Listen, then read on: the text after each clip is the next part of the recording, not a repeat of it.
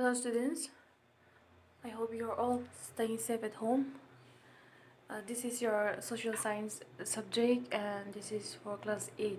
Okay. Uh, I know the environment is going to be very different for you all and there will be some background noises, but I hope you will all understand. So today we will be starting with a new blog, that is blog number 4, that is colonialism and tribal societies. Okay students, I want all of you to write down the important points as I go on explaining. Alright, so before I go into my further explanation, it is very important for you to know what is a tribe. So a tribe, it is a social division in a traditional society consisting of families or communities linked by their social, economic, religious, or blood ties with a common culture or dialect, and having a one recognized leader is called a tribe. I repeat, a tribe, it is a social division in a traditional society consisting of families or communities linked by their social, economic, religious, or blood ties, and having a common culture or dialect, and having one recognized leader. That is, one leader is called a tribe. Okay, I hope you are all clear. So we will see on the next topic, that is changing tribal life. Okay, so in this topic we will see how the life of the tribal people were before the coming of the British. Alright, so it is said that in the olden times the tribal of India, they lived in a remote areas or location.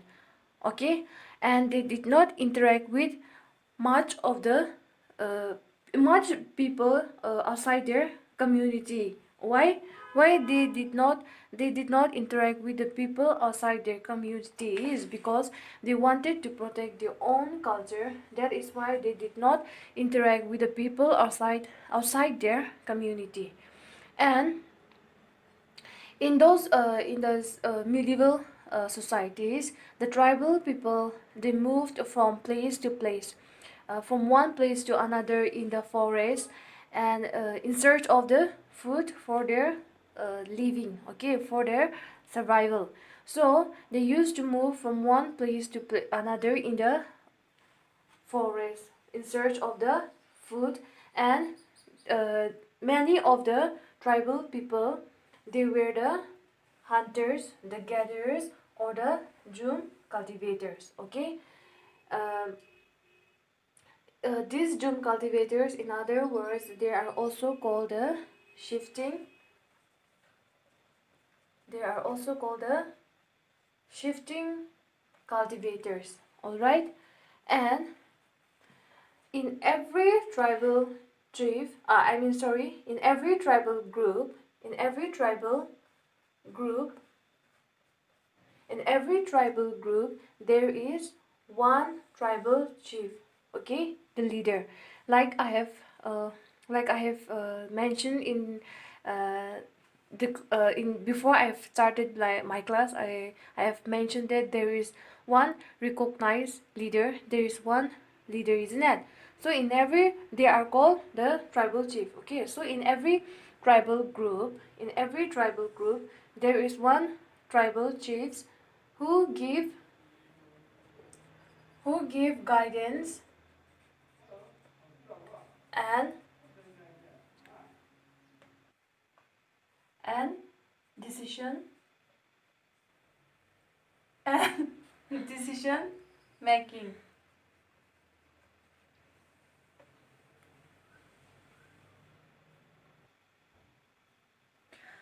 And there are some major tribes in India.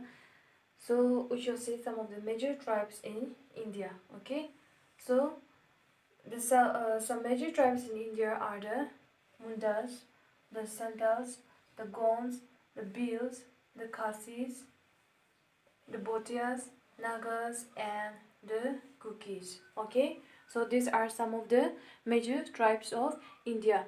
As we all know that the Nagas are found in the state of Nagaland, isn't it? And the Mundas and the Santals, they are found in some states like West Bengal, Jharkhand, and Odisha. Okay, and the Gonds, they are found in some state like Madhya Pradesh, and the Bhils, they are found in some states like Rajasthan, Gujarat, Andhra Pradesh, and Madhya Pradesh. All right, and the Khasis are found in some state like Meghalaya, and the Bhotias, they are found in some states like Himachal Pradesh or Jammu and Kashmir. And cookies, they are found in some states like Mizoram, and even some of the cookies are found in the state of Nagaland. Is that? So these are some of the major tribes of India. Okay. Now we should see who are the Adivasis. Okay. So these Adivasis, they are the tribal people of India, and these Adivasis, which means the indigenous people. Okay, so these Adivasis, they are the indigenous people, and also they are considered to be the original inhabitants of the Indian subcontinent. Okay, these Adivasis, they are also considered to be the original inhabitants of the Indian subcontinent. All right. So now we will see a new topic, that is during colonial rule. In this topic, we will see how the life of the tribe. I'm sorry, how the British affected the. How the British affected the tribal people in various ways. Okay, so um, after the establishment of this colonial rule, the this tribal chief, okay, they were greatly affected. Okay, so there is 3 points, so we shall see the points in one by one. Okay, so the tribal chief. Okay, so like I have said, the tribal chiefs, uh, they are the leader. Okay, they are the leader in a tribal group, and they are the one who gives guidance and decision making, isn't it? So we shall see how these tribal people were affected by the British, okay, by the establishment of the colonial rule. So after the establishment of the colonial rule, the British, they took away the powers of the tribal chiefs. Okay, like I have mentioned, that these tribal chiefs, they were very powerful, and they were the one who give guidance and decision making, isn't it? So they were a very powerful tribal chiefs. Okay, but then after they were made to follow the rules. Okay, and since sorry, so they were made to follow the rules made by the British. Okay, like I have mentioned in the first, like I've mentioned earlier, these tribal chiefs, they were so powerful, but then after the coming of the British took away the powers. Okay, and also the British, they were these tribal chiefs, they were made to follow the rules made by the Britishers. Okay, they were the tribal chiefs, they were made to follow the rules made by the Britishers. All right, so the tribal chiefs, they were also made to stay under the control of the Britishers. Okay, they were also made to stay under the control of the Britishers. So this is how the British influenced the tribal chief. Okay, like they took away the powers of the tribal chiefs, and they were made to follow the rules made by the Britishers, and also these tribal chiefs, they were made to stay under the control of the Britishers. Okay, now we will see the next point, that is the June cultivators. Okay, so uh, before the coming of the British, the tribal people, they used to practice the June cultivation, isn't it? That is the shifting cultivation.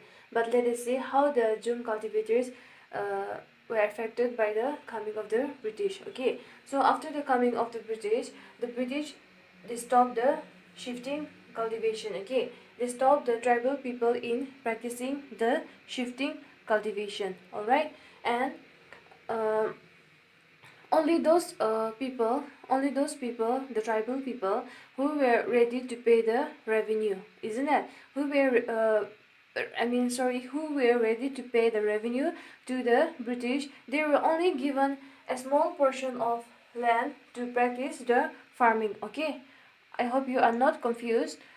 Uh, After the coming of the British, they stopped the shifting cultivation. Okay, they stopped the tribal people in practicing the shifting cultivation. All right, but then those tribal people who were only ready to pay the revenue to the Britishers. The Britishers, they were, they were willing to give a small land to the tribal people. Those tribal people who were ready to pay the revenue to the Britishers, they were given a small land in the forest for farming. Okay, but then, though they were given a small land, they were only allowed to practice cultivate these cash crops. Okay, instead of food crops, only cash crops and not food crops. All right. So we have studied in the previous class what are the food crops and what are the what are the cash crops and the food crops and examples of cash crops and food crops, isn't it? So cash crops are those crops which are sold in the market, isn't it? They are sold in the market. And examples of cash crops, some examples of cash crops are tea, coffee, sugarcane, etc. And what are examples of food crops? Rice, wheat, maize, etc. These are examples of food crops. So these food crops, these tea, coffee, and all, they can be sold in the market, isn't it? So these are examples of cash crops and food crops. Okay. So let's not go into deeper explanation with these cash crops and food crops because we have already discussed in the previous chapters. Okay. So coming to the point here, the British, they allowed the tribal people to only practice the cultivate the cash crops instead of food crops. Okay, in the land. All right. Now we should see the third point, that is the forest ownership. Okay, that is the forest ownership. So, as I have mentioned earlier, the tribal people, they were dependent on the forest for their livelihood, isn't it? But after the establishment of colonial rule, after the coming of the British, they restricted them to use the land of forest, okay, and took away their customary laws. After the coming of the British, they stopped the tribal people to move from one place to another in the forest, and they took the customary laws of the the tribal people. Okay, and the British, they also forced the tribal people to become a laborer. Okay, they forced the tribal people to become a laborer, and since they are now a laborer, like many of them, they were forced to become a laborer, so they had to borrow money. And why they borrowed money is that in like I have said, in before the coming of the British, these tribal people, they used to move in the forest in search of the food, and they were the hunters and the gatherers. They also used to practice the June cultivation, isn't it? But now they are forced to become a laborer, so they don't have enough money to feed themselves. So this resulted them in borrowing money from the moneylenders. And for these moneylenders, like we have also discussed who are the moneylenders in the previous class, so we are not going to go into deeper explanation. Okay, but like moneylenders are here money lenders are the Britishers. Okay, so this tribal people, they borrowed money from the money lenders. And who are the money lenders here? The Britishers. Okay, the Britishers, they are the money lenders here. All right, so they borrowed money from the money lenders, and since they were continuously borrowing money from the money lenders, the tribal people, they got trapped in the cycle of debt. Okay, they got uh, trapped in the cycle of debt. Okay, so this is the last point. I hope you